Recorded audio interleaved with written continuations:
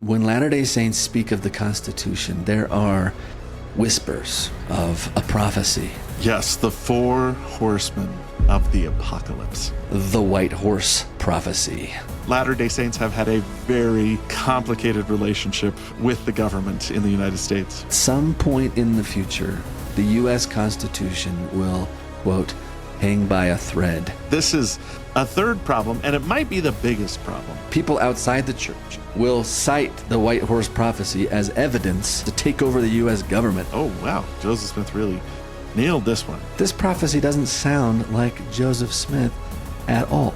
Church leaders have repeatedly condemned and rejected the white horse prophecy. There's that tiny little seed of authentic truth in it. Crazy stuff. Hello, Scott. Hello, Casey. How we doing?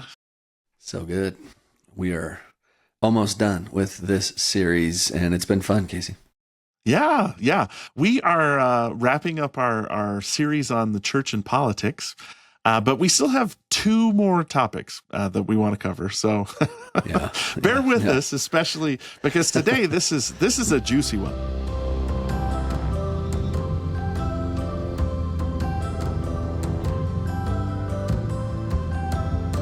You'll remember that we launched this series all the way back in May because church members were being asked to hold a special Fifth Sunday discussion on the U.S. Constitution and the Declaration of Independence. Remember that? Mm-hmm. Yeah. So it's kind of been like a summer of politics.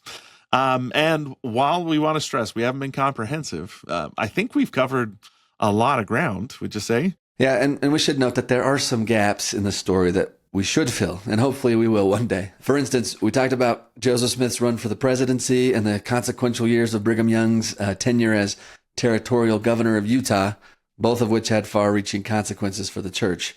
But then, for instance, we skipped a few decades and we didn't spend a lot of time on the anti-polygamy politics of the 19th century, which are kind of a huge deal, right? Yeah. It's a complicated subject. We've talked about it a little bit in different series that we've done. But it's one that we'll probably need to return to again. Right.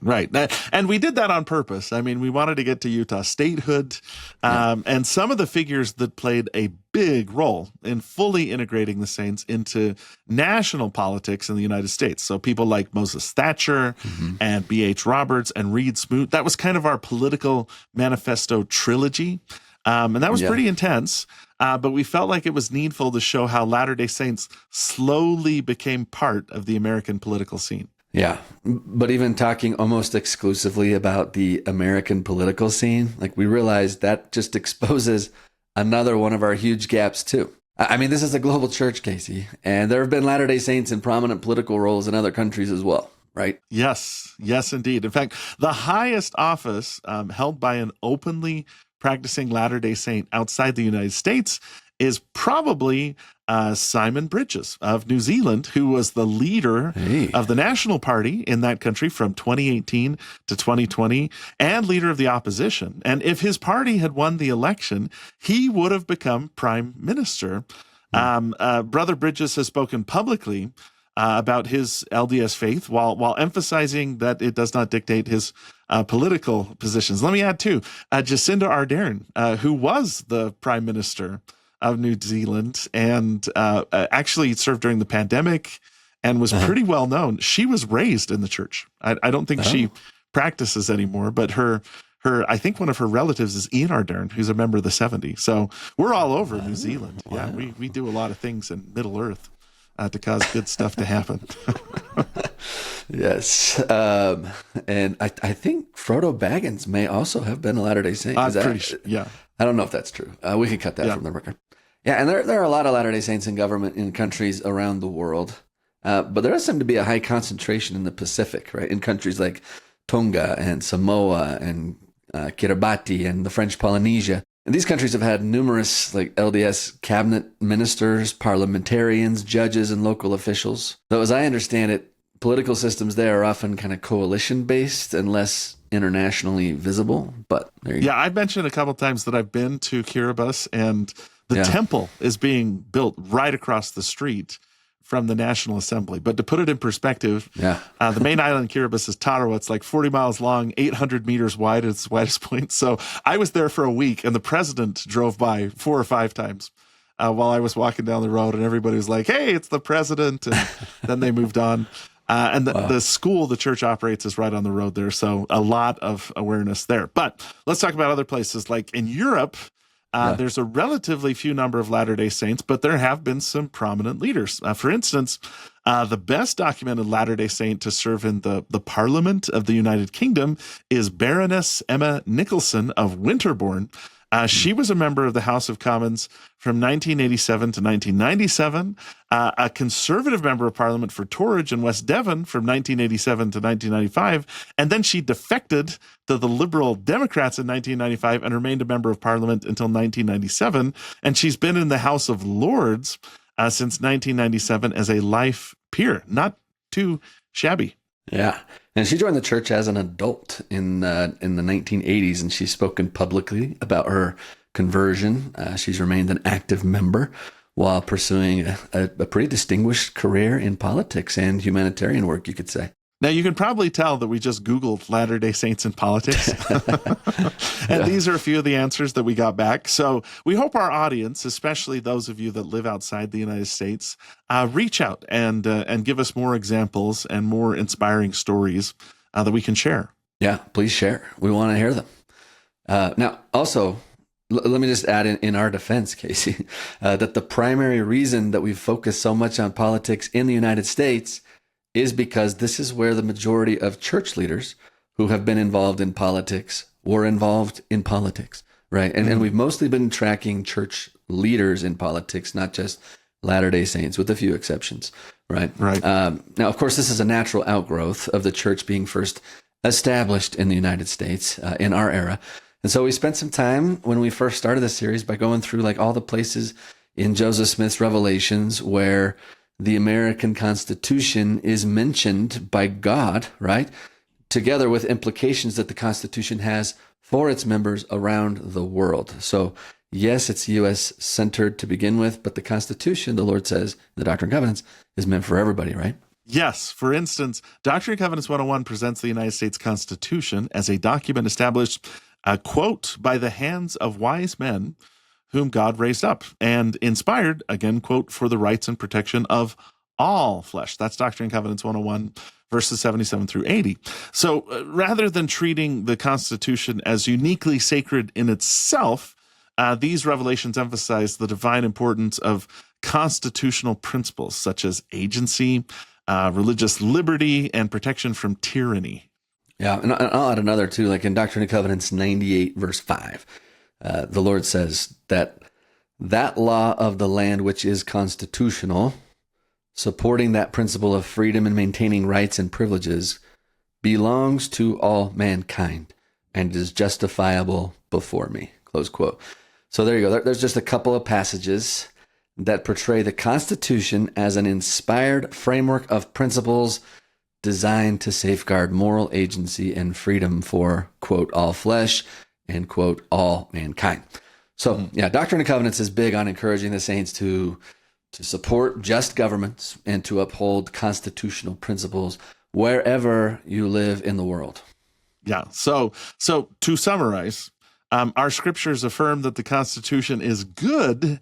At the same time, we need to acknowledge that Latter-day Saints have had a very complicated relationship with the government in the United States. Yeah, true. Especially government leaders who haven't always followed constitutional principles in the way that they've dealt with Latter-day Saints, I might say. Right. So, we're big fans of the Constitution, but we're not big fans of when elected leaders don't uphold constitutional principles. Right. Now, that being said, Casey, maybe this is a good place to introduce our main topic today, which is this. When Latter-day Saints speak of the Constitution, there are whispers of a prophecy that at some point in the future, the U.S. Constitution will, quote, hang by a thread, and that Latter-day Saints will somehow rise up and save it. You know what I'm talking about? Yes, completely. I remember hearing that growing up, and it's pretty frequently repeated in Latter-day Saint communities and in online spaces when the Constitution comes up, or when some prominent Latter-day Saint like Mitt Romney runs for public office. Yeah, exactly. And you just alluded there to our 2 final episodes in this series. Our final episode, actually, we want to announce, is we're going to talk about Mitt Romney, arguably the most prominent Latter-day Saint in politics to date. And we're actually going to have on the show Senator Romney's chief of staff, a guy named Matt Waldrop, a great guy. And he's going to talk to us about all things Mitt Romney, which is going to be a blast. So we look forward to that next week. But today, in this second to last episode, we want to talk about this Constitution hanging by a thread prophecy. Is it real? Is it historically reliable? What can we and can we not reasonably imply from it?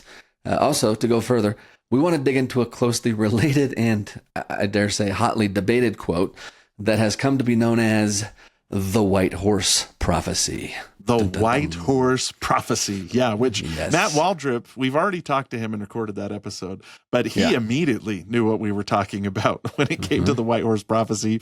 And apparently it came up a lot when Mitt Romney was running for president in 2008, 2012, and during his Senate tenure. So first, we want to start by thanking our good friends over at Mormoner, who have a good write-up that we've borrowed from liberally to put this together. And after you're through listening to this, maybe go over and take a look at their work, which includes some really, really good footnotes. So let's start out by just asking some basic questions. First, Scott, what is the White Horse Prophecy, and what does it have to do with the United States Constitution? Yeah, okay, so the White Horse Prophecy comes from a guy, a church member named Edwin Rushton, who claims that Joseph Smith told it to him around May of 1843. Now, Rushton doesn't actually tell anyone about this until 1898, shortly before he dies. So let's just state this plainly. What we're about to read excerpts from, Casey, is what Edwin Rushton said that Joseph Smith told him 54 years earlier. Okay.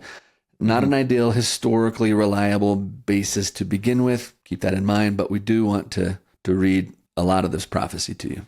Yeah. And we should note that the White Horse Prophecy actually exists in several forms, though the most complete version of it comes from an account written down in 1902 and originally found in the Elder of John, the Journal of Elder John J. Roberts of Paradise, Utah. And if you want to, you can download the complete PDF that was given to Mormoner by our friend Jack Welsh. So we're going to read large portions of it so you can get a solid feel for it.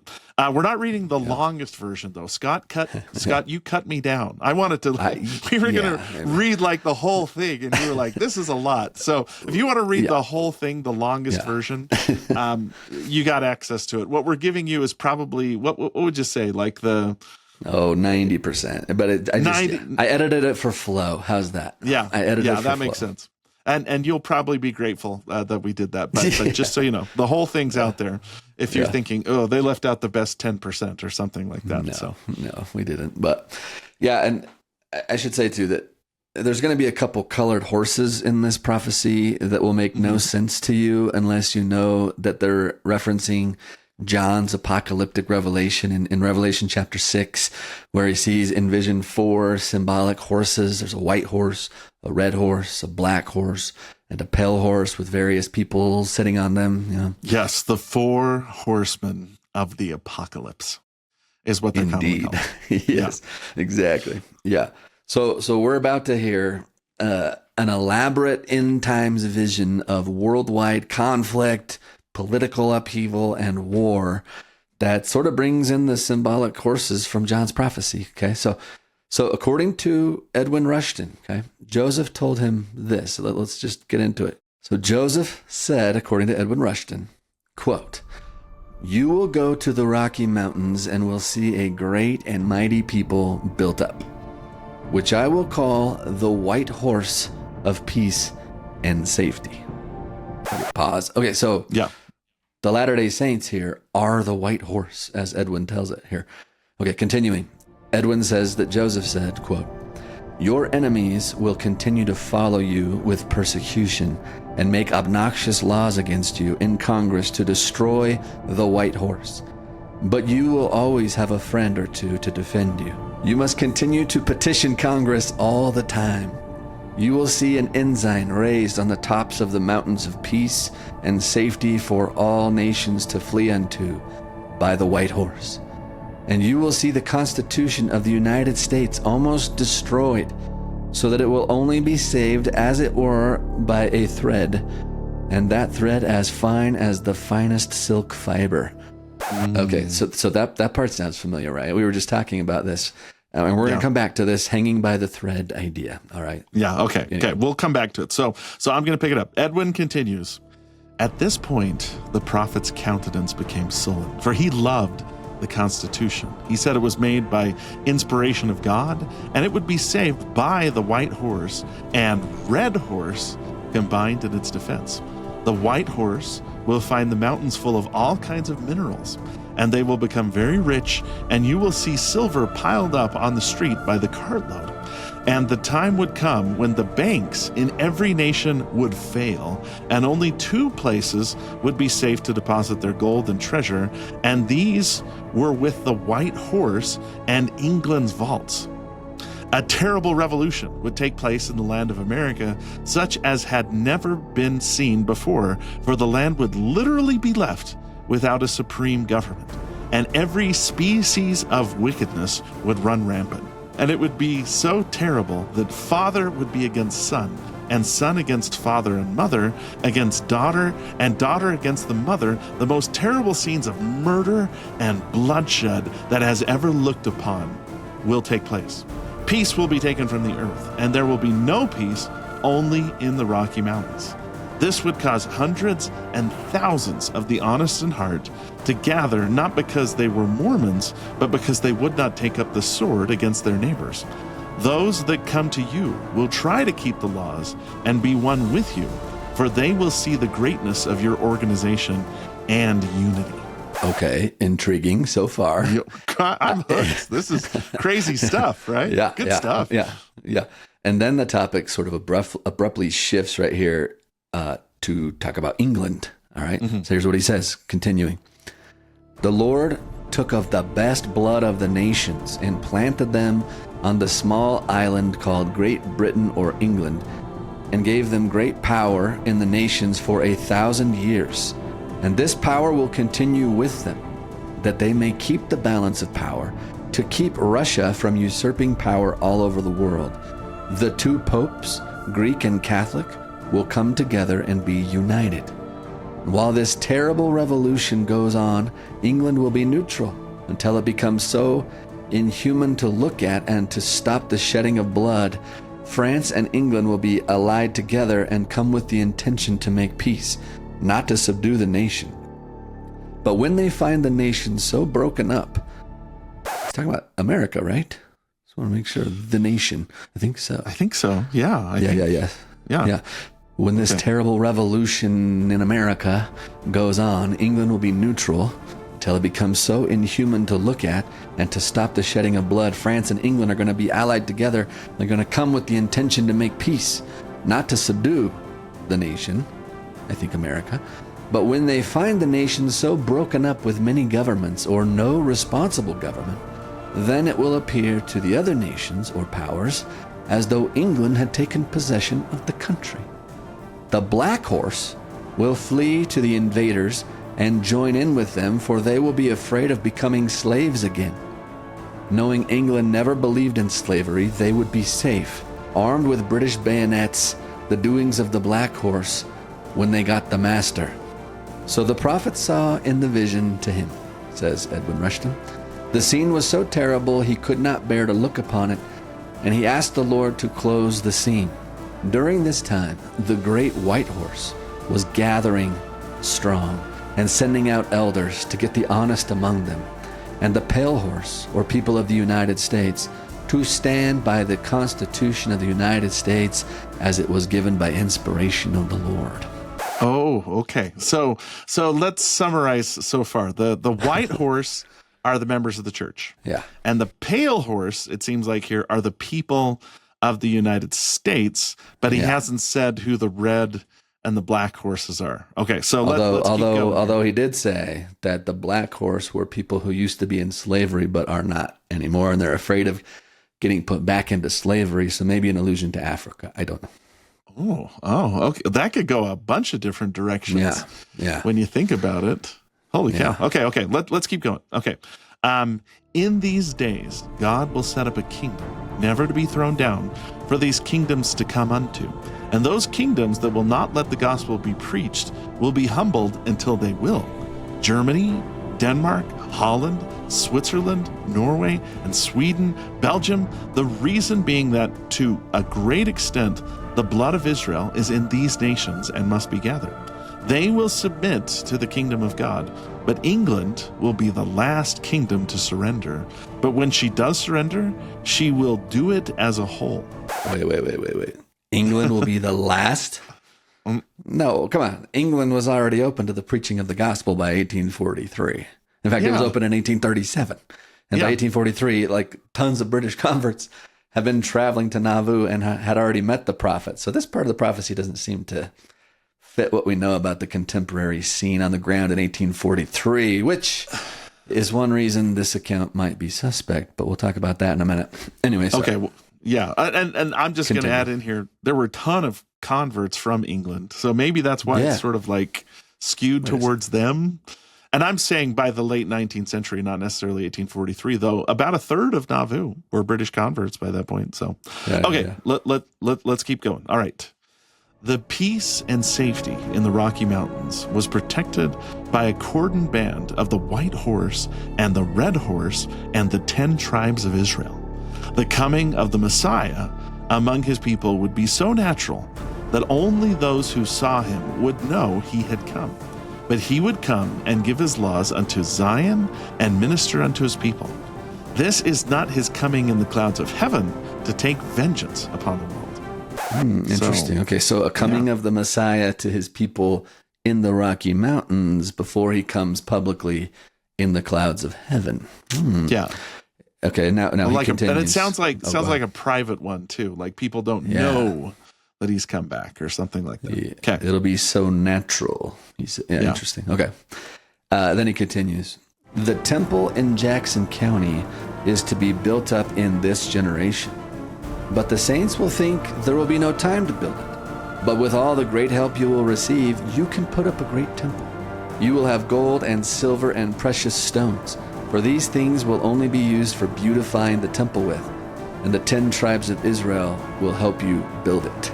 And then the final part. Okay, Edwin concludes. At this point, he, meaning Joseph the prophet, here made a pause, and he looked up as though the vision was still in view, and he said, there is a land beyond the Rocky Mountains that will be invaded by the Chinese. And then he wrote Japanese and he crossed out Japanese. Without great care and protection is given to them.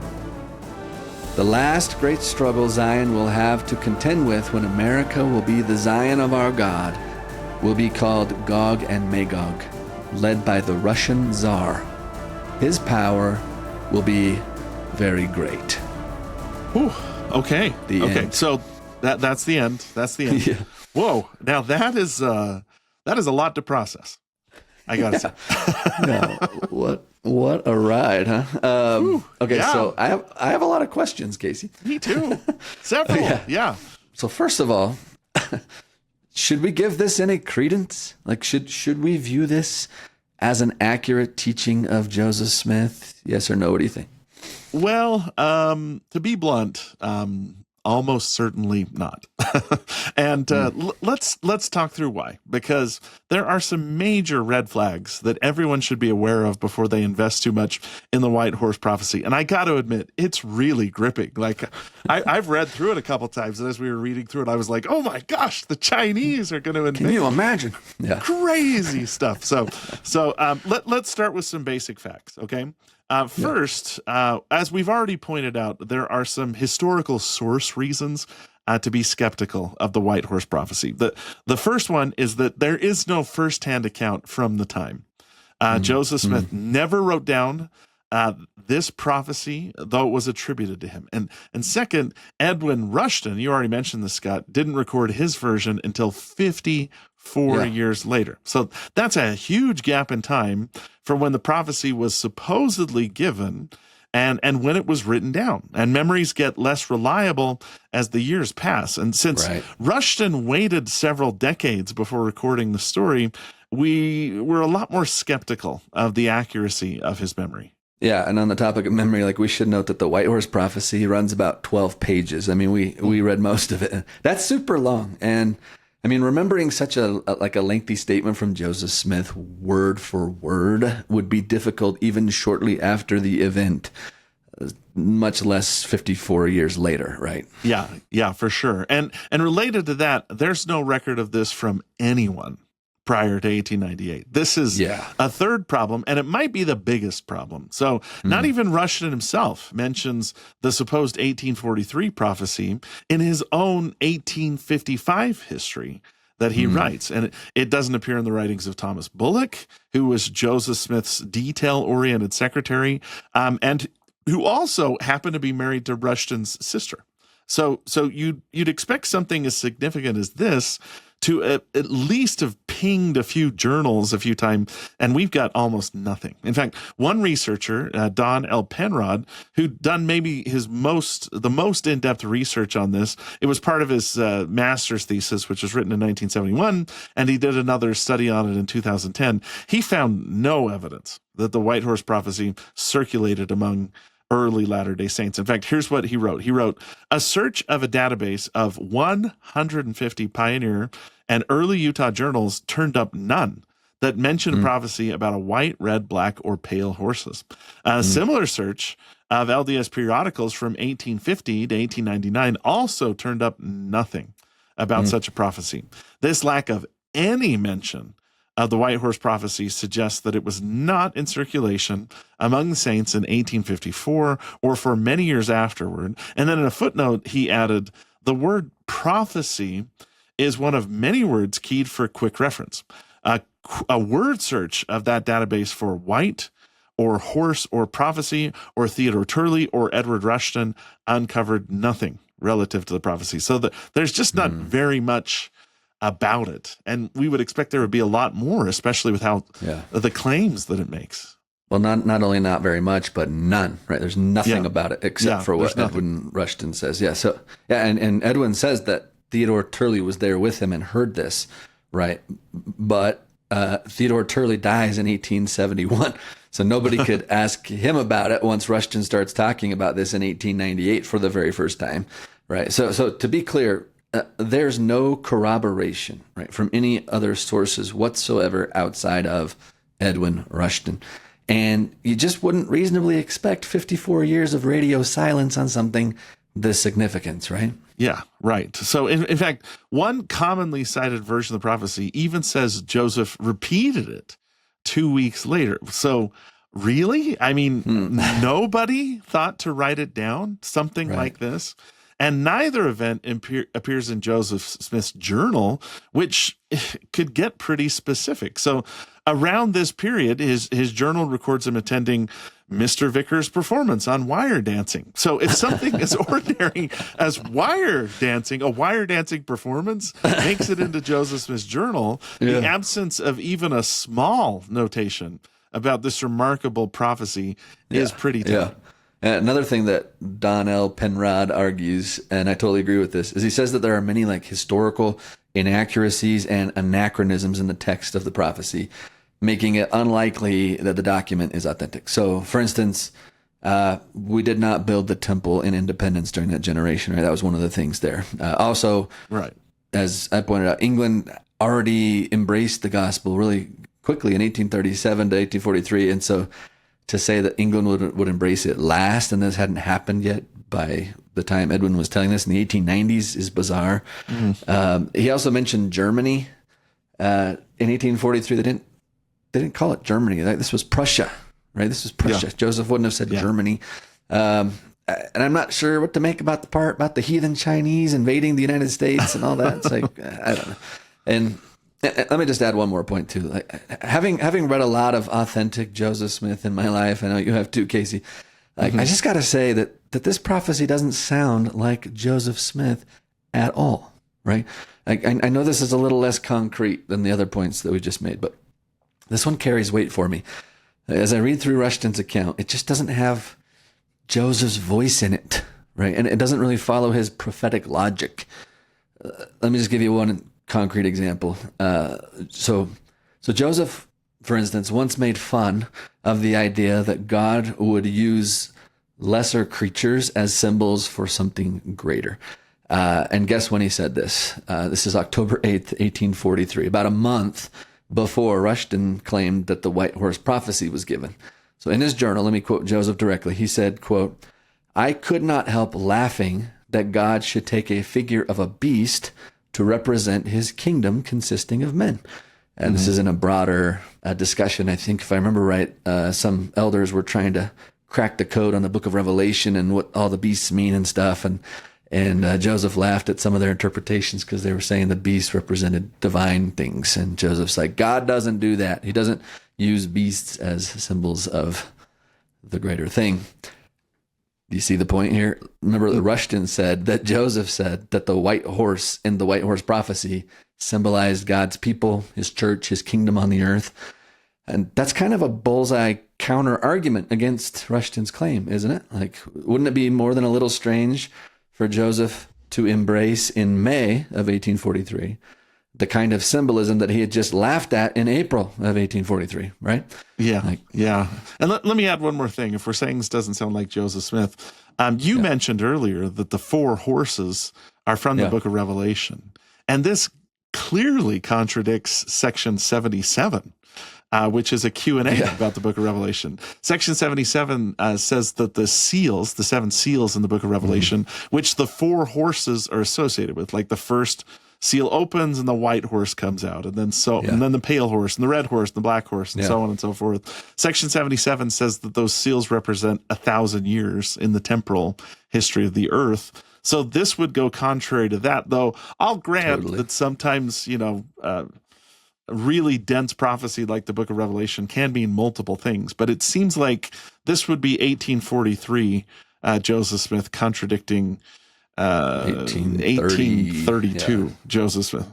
Yeah. Great point. Yeah. Great so okay. And we know there's a fair amount of people that are invested in the white horse prophecy, but these are just a few of the red flags, and not the least of which of the red flags is one we haven't even mentioned yet, which is the fact that church leaders have repeatedly condemned and rejected the white horse prophecy. Yeah, that kind of seems significant. Yeah. So, for instance, here's one official statement given during the October 1918 General Conference. President Joseph F. Smith publicly dismissed the white horse prophecy, referring to it as, quote, the ridiculous story about the red horse and the black horse and the white horse and a lot of trash that has been circulated about and printed and sent around as a great revelation given by the prophet Joseph Smith. And his son, Joseph Fielding Smith, who was then an apostle and later president of the church, was equally dismissive. He called it, quote, a manifestation that proceeds out of darkness, concocted in some corner, surreptitiously presented, and not coming through the proper channels of the church. Strong words, to say the least there. Yeah. Okay, so now having hopefully thoroughly explained why this prophecy should not be trusted, we do need to talk about the one line of the prophecy that does actually seem to be close to authentic, right? Because there are contemporary documents that affirm one element that Rushton included in his white horse prophecy. And that's the part where he says that Joseph said, quote, "You will see the Constitution of the United States almost destroyed.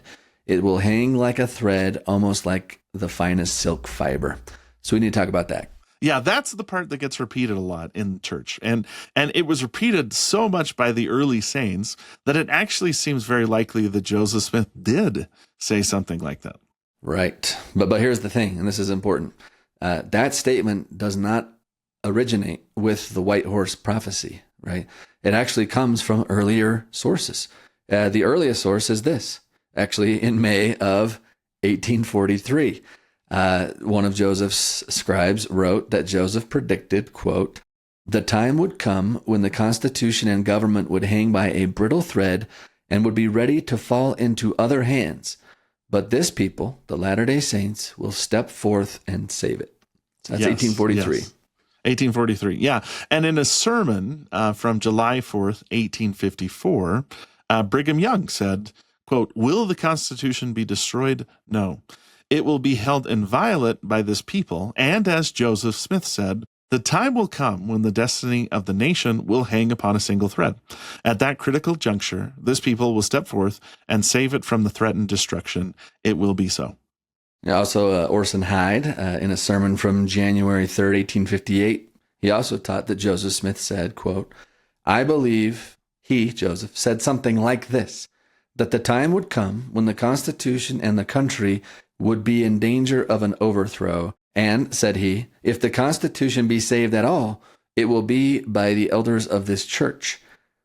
I believe this is about the language as nearly as I can recollect it," Orson Hyde says.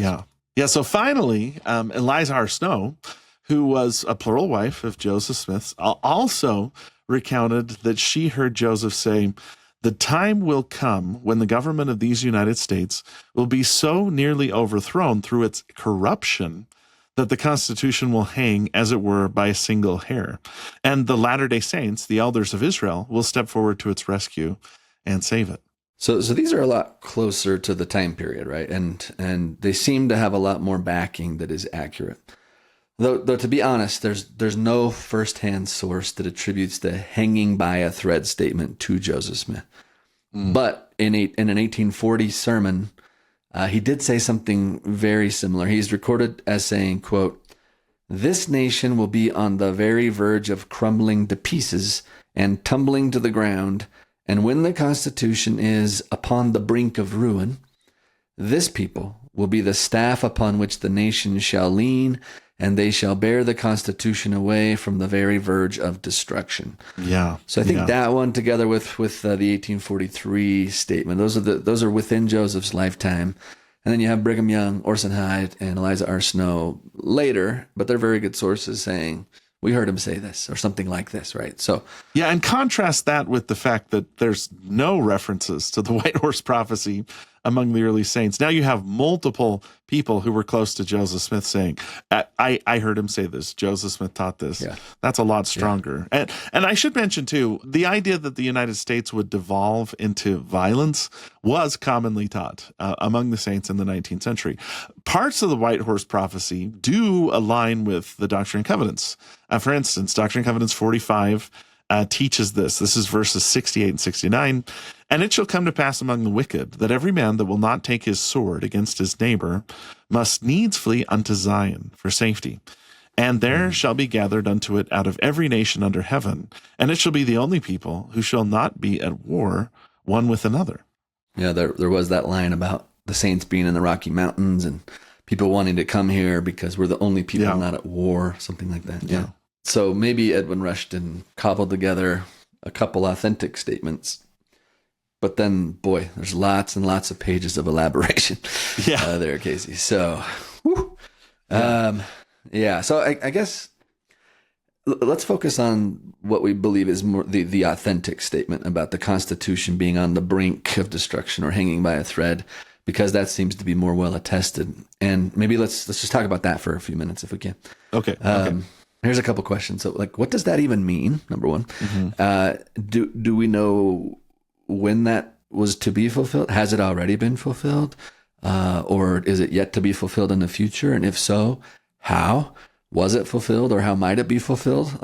Okay, so for instance, I would say that a lot of the prophecies about the country falling into violence, Casey, were fulfilled during the American Civil War, right? This is the bloodiest conflict in American history. It's not even close. I think you could say, was the Constitution hanging by a thread during the Civil War? Yeah. Right? Yeah. And I mean, that makes sense because Joseph Smith gave very specific prophecies about a civil war in the United States In 1832, that's Doctrine and Covenants 87. And then again in 1843, that's referenced in Doctrine and Covenants 130. So church leaders during the Civil War, I should mention too, also saw it as a fulfillment of those prophecies. Like they canonized Section 87 specifically because, oh, wow, Joseph Smith really nailed this one. And during another era was during the anti-polygamy crusades. So that era that we kind of skipped past a little bit, when there's all this legislation being passed against the saints, which they see as stripping them of their constitutional rights, their right to freedom of religion. Other church leaders said that was the fulfillment of the Constitution hanging by a thread. So I kind of like this idea that the Civil War was a time that Joseph was talking about. But the thing that I can't see in that is where the Latter-day Saints stood up and led the charge in bringing the Constitution away from the brink of destruction, right? When did the elders of Israel step up there? Or even in the anti-polygamy raids, definitely some unconstitutional stuff was happening there. Yeah. But how did the Latter-day Saints kind of save the Constitution? If we wanted to pin it on some past moment, my mind can't find a good handle to grip there with that piece of the prophecy. Can you think of any here? Yeah, and for some reason, when we read through the sources this time, Eliza Snow's statement that Joseph Smith said the corruption of the government would be its downfall rung a bell in my head. But I'm also sitting here thinking, well, there's always been some corruption in government. That's just part of the deal. But during the Civil War, it doesn't seem like corruption was rampant. I'm guessing 19th century saints might make the argument that during the Grant administration, when a lot of this anti-polygamy laws are being passed, that there was corruption. Grant's a good guy, but there was some shady stuff that happened during his presidency. But then I'm doing what most Latter-day Saints do, which is immediately going, oh my gosh, it's about our time. There's corruption. Yeah. And that's what's happening. And that says every generation ever, right? This is probably about our time. Yeah. And if we're trying to say, well, was there a time when the saints intervened and saved the government? I can't think of anything in the past where the saints seem to have an outside influence. We mentioned that especially in the 20th and 21st centuries, the saints kind of punch above their weight in Congress because we're more influential than we should be based on population. But I immediately did what a lot of Latter-day Saints do, which is go, oh my gosh, this is about our time.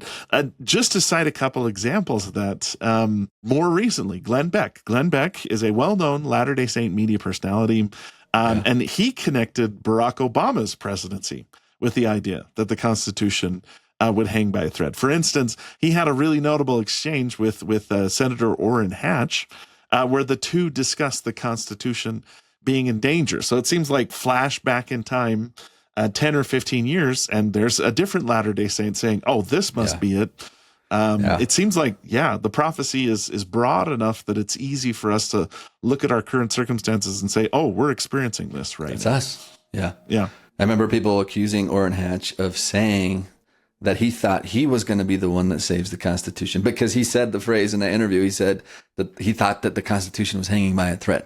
And so people, knowing of Joseph's statement, said, do you think you're the guy? And he comes out later and says, no, I wasn't saying that I'm here to save the Constitution. But I just want to say that there are prophecies, right? Legitimate prophecies about violence in the United States and throughout the world. And Joseph Smith did talk about that. There were prophecies. We have them recorded in Scripture, but the white horse prophecy is not one of them. And the challenge, though, that happens regularly is that people outside the church will cite the white horse prophecy as evidence that the church has political aspirations to take over the U.S. government. I mean, as wild as that sounds. In the last few years, as you mentioned, it just pops up in interviews, right? The Glenn Beck interview with Orrin Hatch. Another one is when with Sally Denton, who's a journalist writing for the Salon magazine, who presented the white horse prophecy as factual, first of all, and then she connected it to people like Mitt Romney and Ammon Bundy, and her interpretation drew a lot of criticism, including from the Columbia Journalism Review, which described her account as sinister, as conspiracy-minded, and so it keeps coming up. Yeah, and it's been interesting to see that, especially play out in political circles. For instance, Clifton Jolly, who is a Latter-day Saint journalist, noted how the white horse prophecy was constantly cited by people outside the church as, one, being factual, and two, being interpreted by Latter-day Saints as being connected to like Mitt Romney or Mike Lee or Paula White or Donald Trump. For instance, Clifton Jolly even criticized the New York Times for, in his words, resurrecting the prophecy even after the church had publicly rejected it. In fact, Mitt Romney was asked directly about the white horse prophecy by the Salt Lake Tribune in 2008 when he was running for president. And he told them at the time, this is what he said. He said, "I don't think the white horse prophecy is fair to bring up at all. It's been rejected by every church leader that's talked about it, and it has nothing to do with anything." But it keeps coming up over and over again because it's a way to sensationalize this idea that Latter-day Saints are trying to like take over the government and stuff like that. Yeah, and another troubling thing is that some church members will kind of take it upon themselves to want to rise up and fulfill the prophecy instead of allowing it to unfold in the Lord's time, right? And for instance, in 2015, there's these two Latter-day Saint brothers named Ammon and Ryan Bundy. And people will recognize their names probably because they led the armed occupation of the Malheur National Wildlife Refuge near Burns, Oregon, right? I mean, these guys, they were afraid that that the feds were going to seize state and local lands, right? And so the Bundys drew on the writings of Ezra Taft Benson and Cleon Skousen and the John Birch Society. We've talked all about that to try to defend their cause. And their ally, a guy named Robert Lavoie Finicum, and the Bundys' father, a guy named Cliven, belonged to Utah's American Independent Party, whose platform was built around the proper role of government, which was Ezra Taft Benson's best-known political sermon. And the standoff, it ended in tragedy when Oregon State Police shot and killed Finicum after he reached for a loaded handgun during an encounter with the officers. And according to one report, Ezra Taft Benson's books and quotations were prominently featured at Lavoie Finicum's funeral. Yeah. I remember watching that as it happened. Yeah. They had like a drone or helicopter footage of the car chase, and Finicum was in a big truck that went off the road, and then the cops surrounded him, and he got out and he started to like reach like this, and they opened fire. Like, it was really tragic that it happened. And they here's the thing, they thought that they were doing what God wanted them to do, and they're quoting statements from Ezra Taft Benson and Joseph Smith, and right, it's just like they thought this was what the Lord wanted. And in response to that, after the occupation of the Malheur National Wildlife Refuge, this all happened in January 2016, the church issued an unusually direct public statement. Here's what they said. Church leaders strongly condemn the armed seizure of the facility and are deeply troubled by the reports that those who have seized the facility suggest that they are doing so based on scriptural principles. And the statement continued by saying that the occupation, quote, can in no way be justified on a scriptural basis. So there's the church directly saying, hey, the scriptures didn't tell you to do this. We didn't tell you to do this. Don't justify it by reaching to that claim of authority. But they did. And that's what's troubling. And the white horse prophecy isn't helping because there are some people who still believe it, right? In fact, the white horse prophecy continues to circulate among some Latter-day Saints, especially in constitutionalist and apocalyptic subcultures, for lack of a better phrase. But I mean, thankfully, it hasn't really become widely accepted within the church generally. Like Casey, before we pushed record, we were talking about how we never hear it really brought up in our circles, right? We talk with a lot of pretty scripturally literate and church history illiterate scholars a lot, and nobody talks about the white horse prophecy. Nobody's saying like, well, the times are at hand and this is going to be fulfilled and we need to rise up and do something. Like, nobody's talking like that among those that we know. And I don't know, maybe that doesn't mean anything, but there are some subcultures that kind of latch onto this stuff, right? The institutionalized church has repeatedly repudiated the white horse prophecy's authenticity. It has increasingly emphasized political neutrality over prophetic speculation and stuff like that. And I think that's good. That's good. That's good news. I mean, the white horse prophecy has also been condemned by church leaders on other occasions. For instance, in January 2010, the church issued a statement in response to an Idaho politician who referenced the white horse prophecy. This is the statement. It reads, "The Church of Jesus Christ of Latter-day Saints is politically neutral and does not endorse or promote any candidate, party, or platform. Accordingly, we hope that the campaign practices of political candidates would not suggest that their candidacy is supported by or connected to the church." Then it goes on to say, "The so-called white horse prophecy is based on accounts that have not been substantiated by historical research and is not embraced as church doctrine." So that's 2010. And that is about as crystal clear as you can get when it comes to a church position on the authenticity of the white horse prophecy.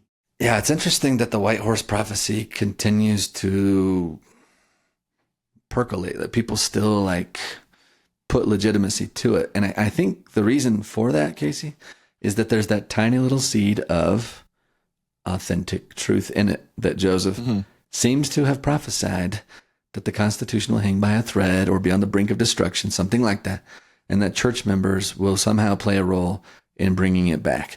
Like there does seem to be enough early sources, as we mentioned, that seem to suggest that part is true. So I think that's the seed that keeps the whole white horse prophecy alive. When you say, like, I'm not sure, but that's my theory.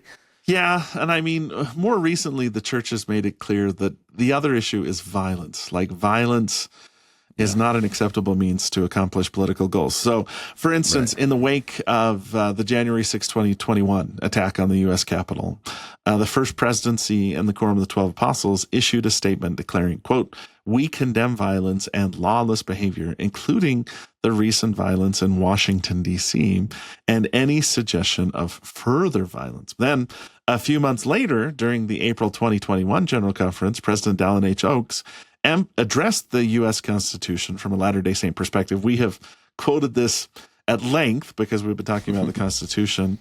And he emphasized the Latter-day Saints should respect the rule of law, be law-abiding citizens, and reject violence or rebellion against the government. And I can't get out of my head, Casey, that there were people dressed up as like Captain Moroni at the January 6th thing. Do you remember this? There were like church members who felt like we are here to cash in that check that Joseph Smith wrote with that prophecy. And again, what's troubling is that was not coming from church leaders, right? Church leaders were not asking anyone to do that kind of thing. And so I guess there's a tell, right? If you feel like you need to rise up and fulfill some prophecy, but the First Presidency and Quorum of the 12 are not the ones leading that charge, that should be enough to cause some pause, right? I remember this classic quote from James E. Faust, who was in the First Presidency, where he said, "A fanatic is someone who does what they think God would do if he had all the facts." So basically, like, you're jumping the gun here. You're trying to force an interpretation of prophecy that isn't there, and disavowing those that have been given authority to interpret prophecy within the church. Right. That's where this gets kind of scary, when we act and try and fulfill prophecy without consulting the scriptures or the prophets or misinterpreting them. Yeah, 100%. Like, should we defend the Constitution? I think that's a good standing rule. But how should we do that? Let me quote again from one of our church leaders. Here's President Oaks in that General Conference talk. He said, quote, "Our belief in divine inspiration gives Latter-day Saints a unique responsibility to uphold and defend the United States Constitution and principles of constitutionalism wherever we live. We should trust in the Lord and be positive about this nation's future." But then he said, this is how you do it, right? He said, "We must pray for the Lord to guide and bless all nations and their leaders. This is part of our articles of faith. Being subject to presidents or rulers, of course, poses no obstacle to our opposing individual laws or policies. It does require that we exercise our influence civilly and peacefully within the framework of our constitutions and applicable laws. On contested issues, we should seek to moderate and unify. That's how the prophet talks about it, right? That's how he speaks about defending the Constitution. Yeah, and another reason to be cautious about things like the white horse prophecy is the tendency all people have to concoct conspiracy theories. Now, I should mention, the Book of Mormon does talk about secret combinations in the last days, and those are real, but things can get dangerous when we start to see conspiracies everywhere we look. Fear can take over, and that can start to lead us down some dark paths. Yep. Now we're in another form of McCarthyism, right? Now it's seeing maybe not communists everywhere, but conspiracy everywhere. We want to borrow something from our friend Christopher Blythe, who we've had on the show. He's a great guy, and he in turn was borrowing this from an excellent folklore professor at Utah State University. Her name's Jeannie Banks Thomas. She called this the SLAP method for testing conspiracy theories. Should we go through the SLAP method, Casey? Yeah. So Thomas developed the SLAP test as a simple way for non-specialists to recognize rumors, urban legends, and conspiracy theories before accepting them or sharing them. And she introduced it during the COVID-19 pandemic after viewing more than 50 years of scholarship on legends, rumors, and conspiracy theories and analyzing over 100 examples. So the acronym is SLAP, S-L-A-P. S stands for scare or shock. And her questions are: 1, does the story try to frighten, outrage, or shock you? And second, conspiracy theories, she says, often rely on strong emotional reactions because fear makes people more likely to share information without checking it. Like you're so frightened, you're like, everybody's got to know about this. I got to go post it on social media. People need to wake up. Is it designed specifically to do that kind of thing? Like, wake up, people, see what's going on. Yeah. So that's the S. The L is logistics. And here's her question. Does the story require an implausibly large, complex, or secret operation? Right? Like, there have to be dozens or hundreds of people in on it in order to pull this off. And Thomas argues that many conspiracy theories depend on like elaborate logistics, networks that would actually be nearly impossible to keep hidden. Okay. So that brings us to A, which A stands for A-list. So does the story involve famous people, major corporations, or headline-grabbing events? She mentions that rumors frequently attach themselves to celebrities, politicians, or well-known brands because recognizable names make the story more compelling. So is it linked to some famous person, corporation, or event? Yeah. And then the P stands for prejudice. Does the story portray a particular group as evil, dangerous, or fundamentally other? Yeah. And she notes that conspiracy theories often reinforce existing stereotypes or scapegoat minority groups, political opponents, or outsiders. And so watch for P, prejudice. Yeah. So S-L-A-P, S, shock, L, logistics, A, list, and P, prejudice. Now, we want to emphasize that rather than proving a claim false, the SLAP test is sort of like an early warning system. Thomas suggests that if the answer to any of these questions is yes, you should become more skeptical and verify the claim using reliable sources before believing or sharing it. She recommends consulting reputable fact-checking organizations rather than relying on social media comments and message boards, because social media is kind of designed to like produce an emotion, enrage to engage, and then get you to share it because you just think it's so urgent that people have to know. Before you do that, maybe step back and ask those 4 questions. And if the answer is any yes, take a moment and think before you share or believe anything like that.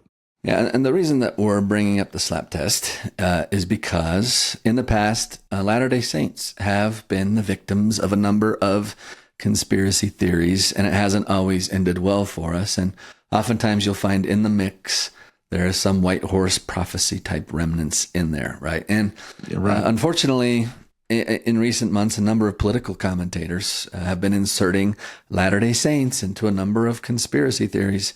Here we go again, right? Yeah.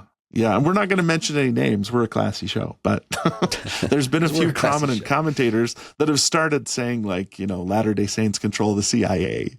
And the Mormon Mafia is a term that I'm hearing popping up more on social media and stuff like that. So let me cite a few specific examples here.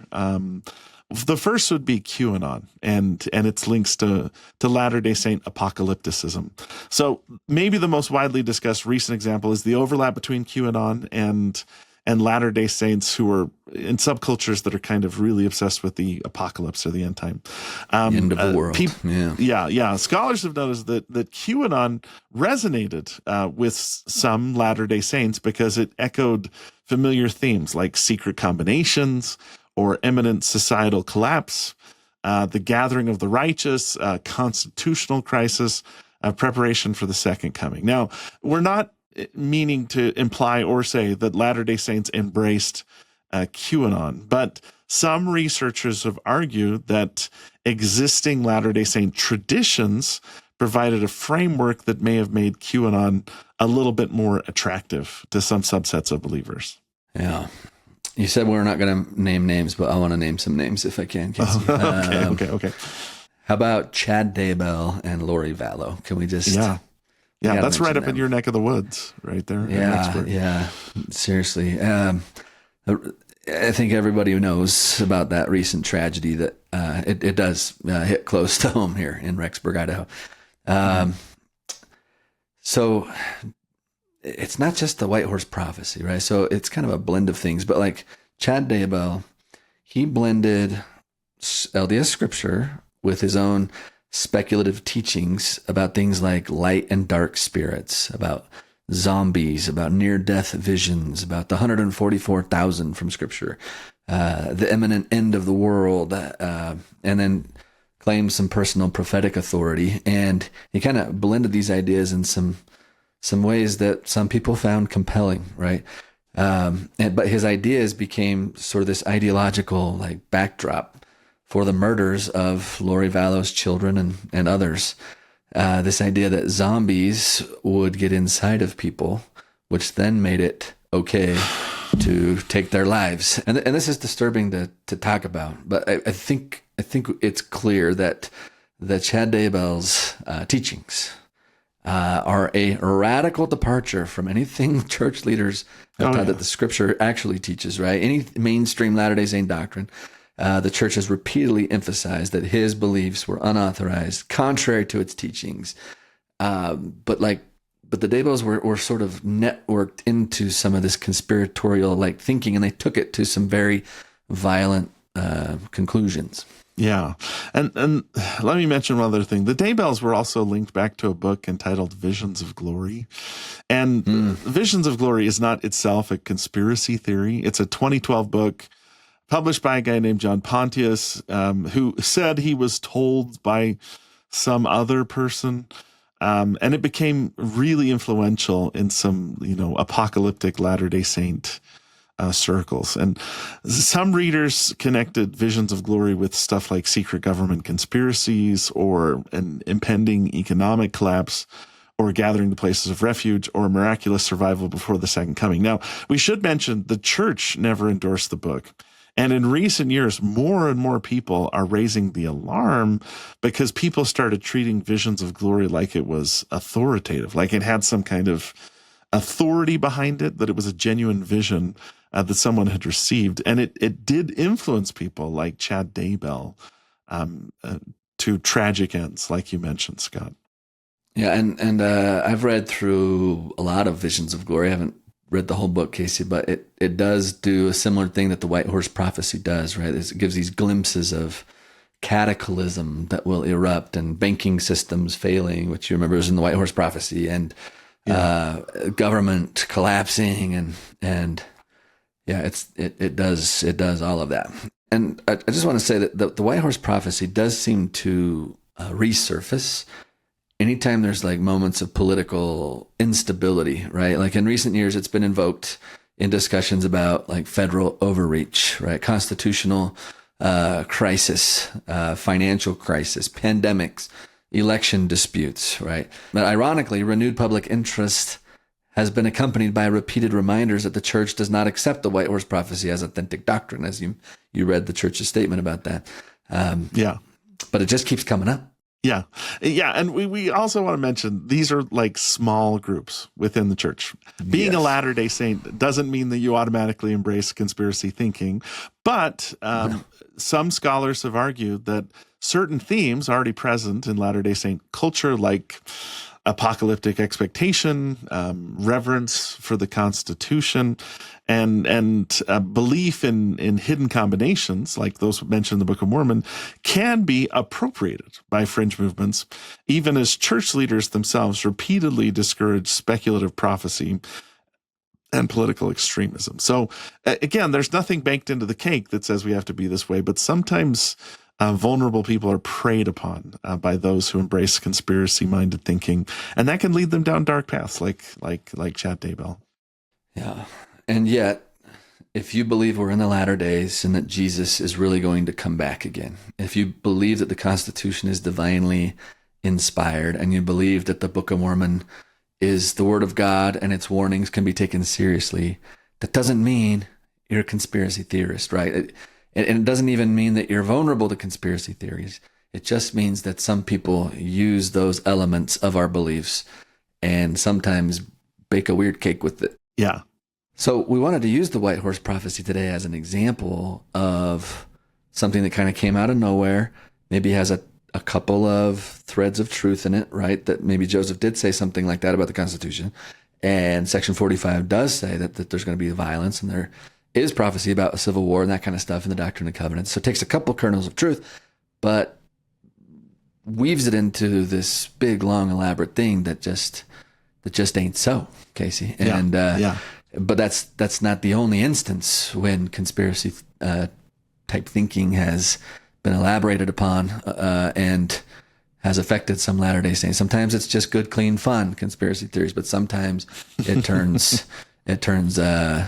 dark and violent, and that's where we got to make sure we have our guard up, right? Yeah. And I mean, one reason why Latter-day Saints need to be cautious with conspiracy-minded thinking isn't just that they might follow them, but that we have traditionally been the target of a lot of conspiracy-minded thinking by people who are not of our faith. Latter-day Saints often, especially in the 19th century, appeared to be targets of conspiracy theories. Like there were accusations of a secret Mormon political empire in the 19th century, or fears of Mormon control of the government in the 20th century. Like I am going to name one name here, but recently Candace Owens, who's a conservative political commentator, portrays Mormons. She talks about the Mormon mafia as being participants in this kind of hidden elite network. And she combines a lot of anti-elite themes with speculation about religion and politics and just our secret influence in the world. Yeah, and just to cite one recent example of this, Candace Owens, she's not historically focused much on Latter-day Saints, but since, late 2025, she's increasingly kind of woven Latter-day Saints into a broader set of conspiracy narratives, particularly in connection with Turning Point USA, with Charlie Kirk's assassination, with Israel, and like you said, elite political networks. These claims of hers, thankfully, have been widely criticized for relying on innuendo rather than evidence. But I mean, that's how conspiracy theories work. And we should mention that statements like this can have dangerous consequences. For instance, immediately after the September 28th, 2025 shooting and arson at a Latter-day Saint meeting house in Grand Blanc Township, Michigan, there was not a lot of verified information about the gunman's motives. And upon investigation of his motives, it found out that in addition to some personal grudges against the church, he also believed some conspiracy theories about the church. Yeah, some close friends told the New York Times that after Sanford lived in Utah, where, by the way, he had a breakup with an LDS girlfriend that deeply distressed him.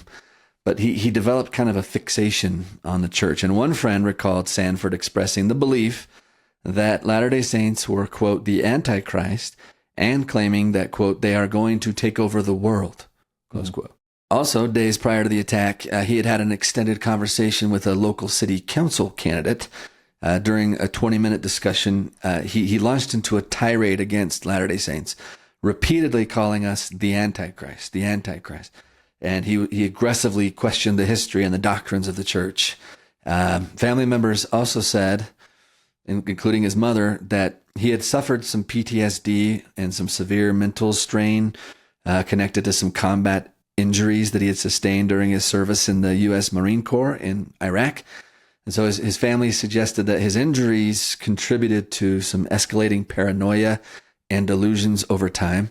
And in fact, the FBI officially concluded that his actions were motivated by, here's their phrase, targeted anti-religious beliefs, right?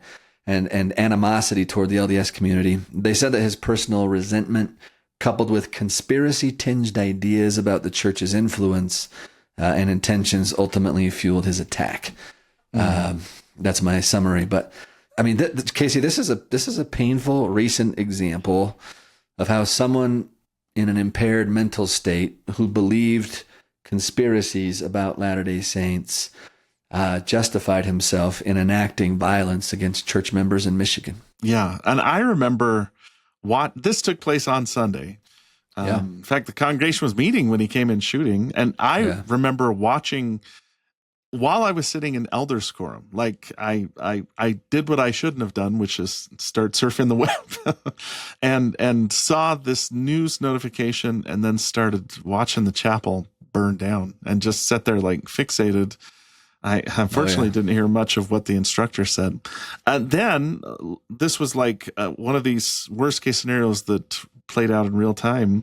A couple days later, the AAF, the Ancient America Foundation, actually asked me if I'd come and host a video to just tour people through a Latter-day Saint chapel, because they were seeing a ton of conspiracy theories online, basically saying that this guy was justified and the Latter-day Saints were devil worshipers. And so I helped them make a video where we were like, no, actually, here's the bishop's office and here's his candy jar. And there were still people that commented on that video that were like, yeah, of course, your chapels are okay, but your temples are where the devil worship happens. And it was a pretty terrifying couple of days where we were wondering, is something like this, are there going to be copycats? Are there going to be other conspiracy-minded people that carry out the same kind of actions? Now, I will credit the Saints in Michigan. They reacted to this tragedy in a really inspiring way. In a video that was put out right after the attack, the bishop of the word, Bishop Jeffrey Schaub, acknowledged the congregation's grief, but he also focused on the support that they'd received. He said, "It is the most significant time of my life where I have felt the love and prayer of other people." And he described neighbors delivering meals, writing notes, offering comfort, regardless of religious affiliation. So this was a horrible thing, but it did kind of bring out the best in the community, both Latter-day Saints and their neighbors. And he ended, the bishop did, by saying that healing would come through Jesus Christ. In fact, here's what he said. He said, "I know that through our Savior, Jesus Christ, we can find joy again. I know that with his help, there can be healing." And the emphasis on forgiveness, healing, and Christian discipleship soon became kind of a recurring theme in the story. I remember the church's initial statement that expressed, sorrow for the victims and prayers for everyone affected. Church spokesman Doug Anderson, he said it like this. He said, "We pray for peace and healing for all involved." And then soon afterward, President Oaks addressed church members worldwide. He said, "We mourn with our members who have lost loved ones." And then he goes on to encourage members to respond as followers of Jesus Christ. And he joined others in praying for those suffering from violence throughout the world. And it was a time of solemn mourning with those that mourn. Casey, I remember that. I remember being affected by it here. And I think church members all over the U.S. and throughout the world that knew about this offered similar sentiments. Yeah, and we really need to credit the good Christians of the local area. They were holding prayer vigils. The Catholic bishop expressed solidarity with Latter-day Saints. Neighbors provided meals, notes, practical assistance. There were fundraisers that quickly raised support for the families of those killed and injured. In fact, one of the most remarkable efforts was by a Latter-day Saint author named David J. Butler, who proposed to raise funds for the widow and children of the shooter. Wow. He explained that he was motivated by Jesus's teachings to care even for the families of those responsible for terrible acts. And a lot of the contributors to that fund for the family identified themselves as fellow Latter-day Saints. So if there was a light in the darkness, maybe it was this community coming together over this horrific act. Yeah. What a great example of finding a little light in dark time. Man. Yeah. I mean, there's that old saying that you can curse the darkness or you can light a candle. And we're coming to the end. I didn't mean for the episode to end on a really scary, discordant note. But again, part of the reason why we felt like we needed to address the white horse prophecy, and a lot of you asked us to address it, is this idea that it can come both ways, right? The white horse prophecy has been used against us to say that we have, secret clandestine efforts by Latter-day Saints to take over the government or overthrow it, or that we secretly wish for the United States government to fail. But it can also be used by Latter-day Saints to engage in dangerous practices like the occupation of that National Wildlife Reserve that also lead to violence too. So we've just got to stay the course and make sure that we're being very cautious with the information that we read and that we engage with, and especially that we share, because we're more connected than ever, and it's easy for a false truth to spread around the world. Winston Churchill said a lie can make it halfway around the world before the truth has a chance to put its pants on. And so we're trying to avoid that kind of thing happening. Yeah. And we hope that what we've talked about today helps you understand the white horse prophecy, but more in general, why you should be cautious if you hear something that sounds like a conspiracy theory before you buy into it wholesale. And we've tried to do a couple things in this episode simultaneously. I don't know if we've done any of them well, but we set out to, in some ways, definitely discount the white horse prophecy as such. It has been condemned by church leaders. Historically, it doesn't hold up. We tried to show that, while simultaneously trying to say that Joseph's statement that the Constitution would be in trouble seems to be authentic. And his statement that this people, that Latter-day Saints, would become the staff, here's his words again, the staff upon which the nation shall lean, and they will bear the Constitution away from the verge of destruction. Like, that statement seems to be pretty authentic. So we want to pull that away from the white horse prophecy. We want to say that's probably authentic. And then here's just a thought. All right. Instead of getting involved in conspiracy theories about how Latter-day Saints are going to do this, what if we just, again, keep our eyes riveted on our church leaders? How about that? What if we take our instructions about what we should do as a church from those who are called to lead the church? And President Oaks, again, gave us our marching orders, right? How as Latter-day Saints, can we be a staff upon which this nation shall lean to bear the Constitution away from the verge of destruction? Quoting Joseph again. I don't know, but I think it's probably somewhere in President Oaks saying that we should pray for our nation and for our leaders, that we should be involved civically, peacefully within the structure laid out in the Constitution, right? That we should be involved. Let's be involved. If it's going to look like something other than that, I don't know what that is, and no prophets that I'm aware of have said what that is.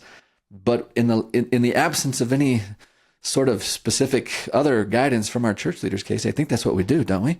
We pray, we get involved, and we do it within the confines of the structure that the Constitution outlines. I think that's how Latter-day Saints can be a great blessing to this nation and any nation that we're a part of. Yeah. Yeah. So this started out as an exploration of kind of like an obscure historical document. And I think we did carry it up to the present, which we sort of promised we weren't going to do. However, that's a nice lead into what we're going to do in our next episode, which is we wanted to talk to a Latter-day Saint that's actually been involved in politics and kind of get a feel for what it's like. So next week we have a special guest coming on, and we already mentioned him, but that's where we're going to pick up the thread, is kind of like, okay, now we know this intense history of Latter-day Saints and politics. What's it like to be a Latter-day Saint who's trying to do good in the world today with all the crazy stuff that's going on? That's where we'll pick it up next week. Okay. One more episode to go, Casey. We'll see you next week. One more. All right. Bye-bye.